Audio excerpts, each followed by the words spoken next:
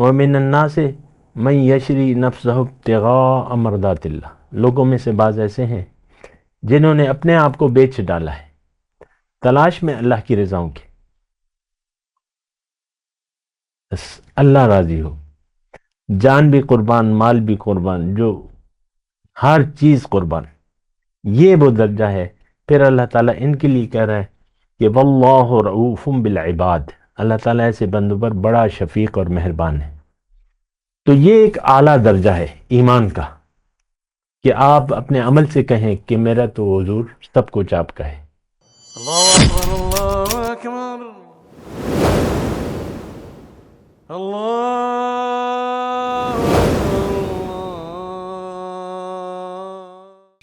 اللہم صلی علی سیدنا محمد وعلی آل سیدنا محمد بعدد کل ذرۃ مئۃ الف الف مرۃ۔ سامعین و ناظرین کرام، السلام علیکم ورحمۃ اللہ وبرکاتہ۔ کیا ہمارا موضوع یہ ہے کہ اللہ کی راہ میں خرچ، لیکن کس پر؟ دیکھیں، اس میں ایک بنیادی بات نوٹ کر لیں جو بہت بنیادی ہے۔ دنیا میں جب انسان آ جاتا ہے تو یہ اپنے عمل سے، یعنی جو بھی خیال بنا لیتا ہے زندگی گزارنے کا، جو ارادہ بنا لیتا ہے، جو منزل بنا لیتا ہے، اور پھر ظاہر ہے کہ اس کا عمل پھر اسی کے لیے ہوگا۔ اگر یہ دنیا کو منزل بنا لے تو اس کا عمل پھر دنیا کے لیے ہوگا، اس کے خیالات میں دنیا ہی ہوگی، عمل بھی اس کا دنیا کے لیے ہوگا۔ لیکن اگر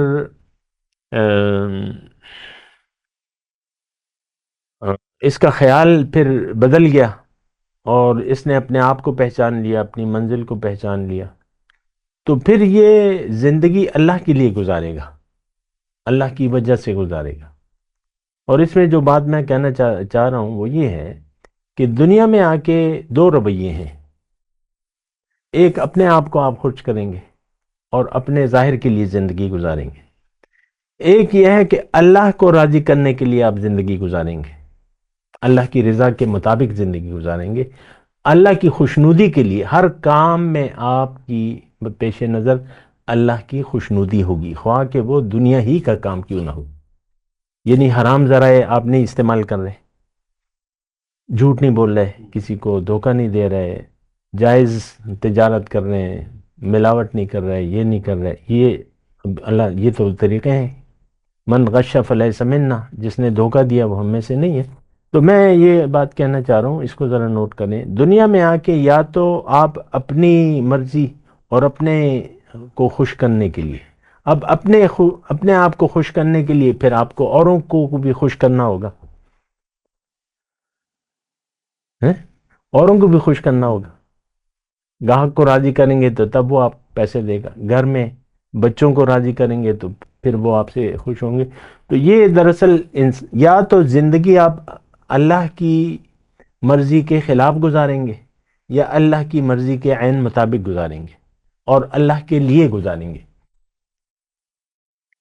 تو جان و مال دو چیزیں ہیں، میں نے آپ کو بتایا ہے۔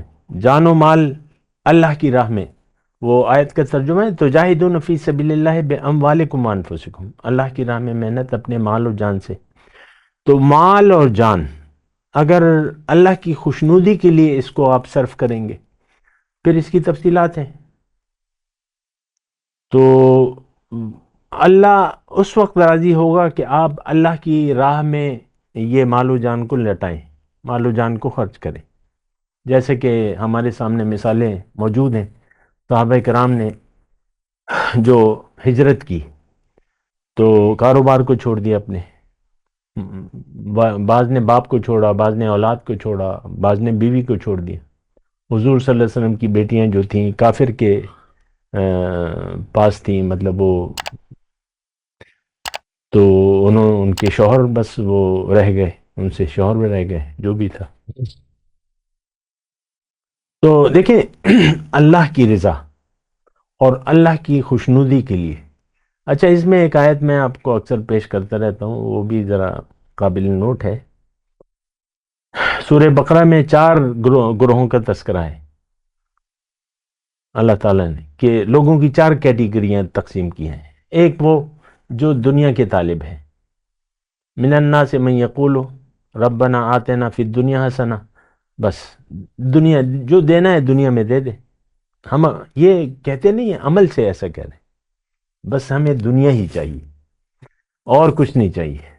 کہتے نہیں ہیں، عمل سے ایسا محنت ہے صرف دنیا کے لیے کرتے ہیں.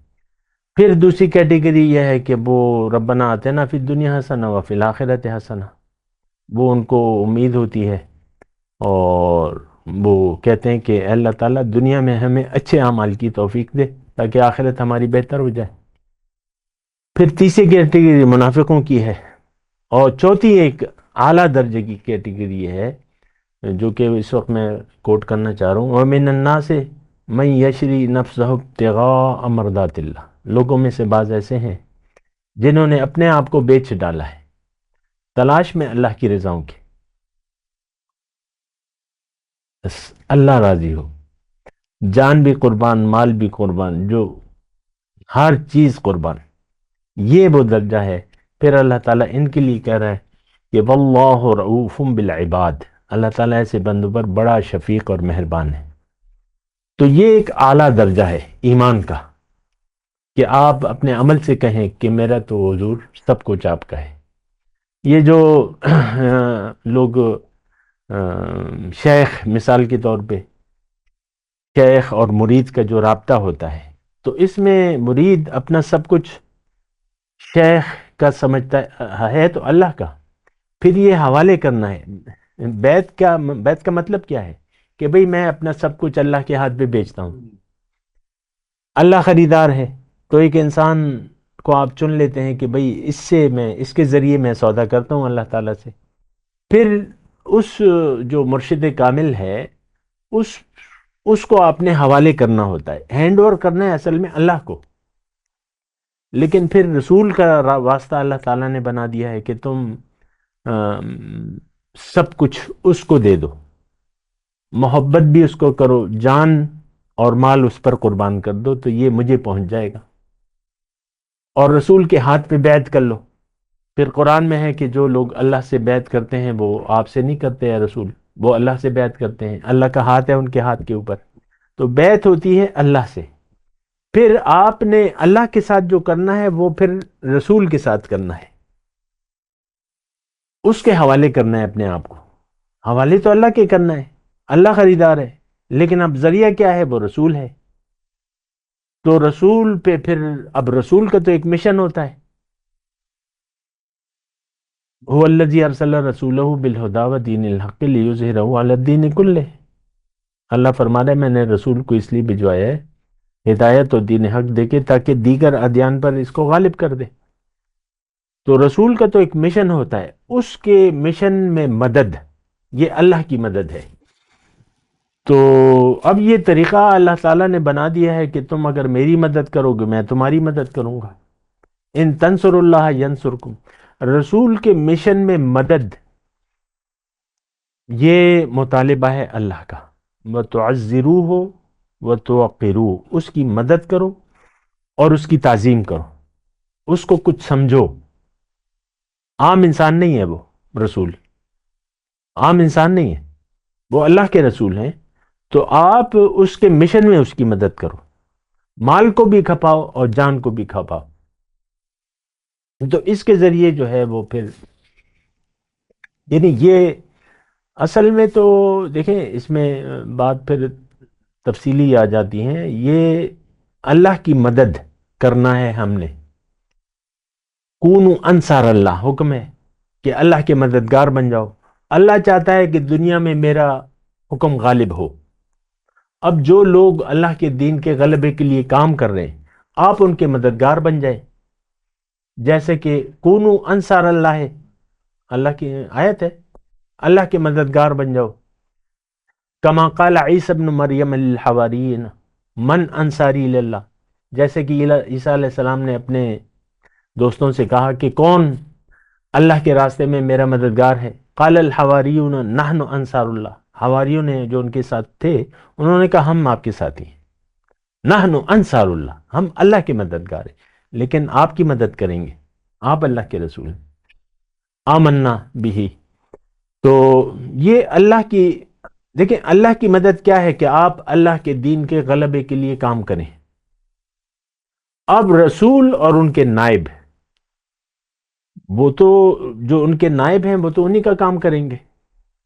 جو 4 ڈیوٹیاں ہیں، کتاب کی تعلیم، تلاوت، تعلیم، حکمت کی باتیں اور تزکیہ نفوس، نائب نبی یہی چار کام کرے گا. اور دنیا میں اسلام کے غلبے کے لیے اس کا مشن ہوگا کہ دنیا میں اللہ کا دین غالب ہو جائے، جو بھی جس بھی حیثیت سے ہے.